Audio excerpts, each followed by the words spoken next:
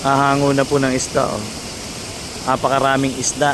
Bangka-bangka po yung ibinababang isda mula po rito. Ang style po, kung nakikita nyo, meron po siyang hawak. Bubuksan po yon. Tapos yung mga isdang nandito, pupunta doon sa may dulo, ilalagay sa bangka. At yung isda naman po na naiipon dito, nanggagaling po dito sa tubo na to, dalawang tubo na yan. At sa dalawang tubo na yan, dito po nagmumula yan. Eto. Yan. Yan. Gurami po yan. Tapos pag malalaking isda katulad ng mga karpa sa Thai fish, ilalagay po rito. Yan. Diretso po doon. Para madiretso sa tubig, maging fresh at hindi mamatay yung isda. Ayun, tingnan nyo. Bali, ang nahuli na raw po, nasa 10,000 kilos na. Ganun po karami. Iba't ibang uri na po ng isda yan. Meron pong tinatawag na rohu fish, karpa, yung silver, burase, dalag, bulig, hito. Iba-iba na. Meron ding lukaok. Yung lukaok po, yun po yung isa sa mga pinakamamahal na isda natin sa tubig tabang. Yun sana ang masarap, lalo na sa malilinis na ilog.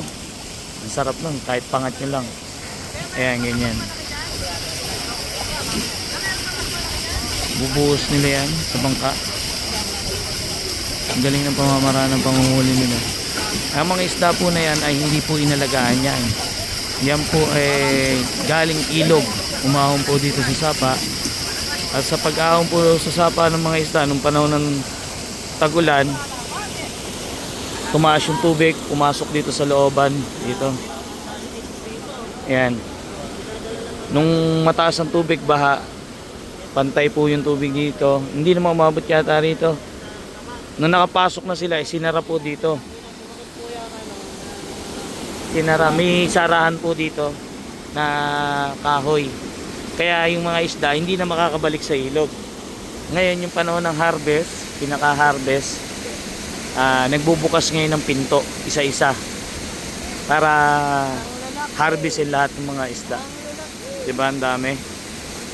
Sulit, isipin nyo ilang bangka na yung naibababa. Sa isang bangka raw po halos ang tinulada ang laman. Meron daw pong 15 bangka yung ma-harvest. Ganyan karami. Yung mga uri po ng isda na espesyal, katulad po nito.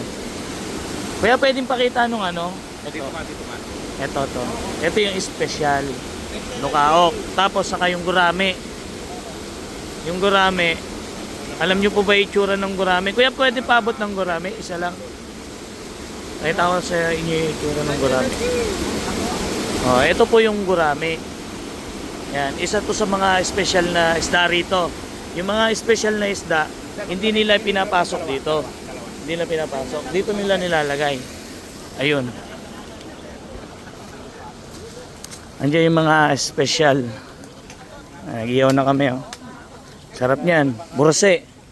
Lugan yan. Ito yung mga special. Dito nilalagay. Sa mga ganito. Tapos, iba presyo nun. Mas mataas. Ito, burasi po to. Itlugan ng mga burasi. Malalaki. Masarap yan. Ayan.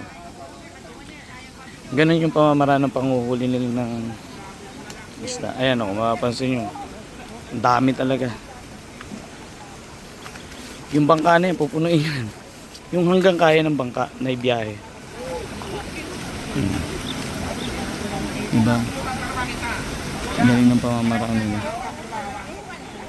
Tapos ito yung bundok ng Arayat. Pag napuno na yan, ibababa na yan, babagtasin na itong sapa na to. Pababa hanggang doon sa may tulay. At doon naman po kukunin ng mga buyer. Ito po, private na po to.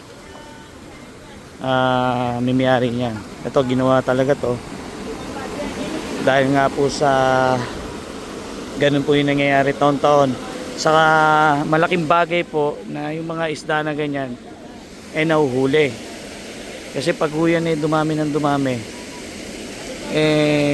nawawala na yung mga ano natin, katulad nga nung lukaok, gurame, no, konti na lang nahuhuli dahil po sa mga isda na yan. Kumbaga naging salot na po sa ating kailugan, pero ngayon ay pinakikinabangan ng mga kababayan natin dito sa Pampanga. Napakarami, di ba? Itinuturing na po siyang invasive species sa bilis niya magparami. Maluwang po kasi ang ilog ng Pampanga. Yung karuktong ng sapa na to, binababa nito yung ilog, maluwang, malalim, kaya sa panahon ng tag-araw nakakapagparami po ng gusto yung mga invasive species na isda na yan. At sa panahon naman ng tagulan, tumaas ang tubig, nakakaahon sila dito sa mga sapa. Yun naman yung pagkakataon na hulihin sila ng mga kababayan natin dito sa Candaba, Pampanga.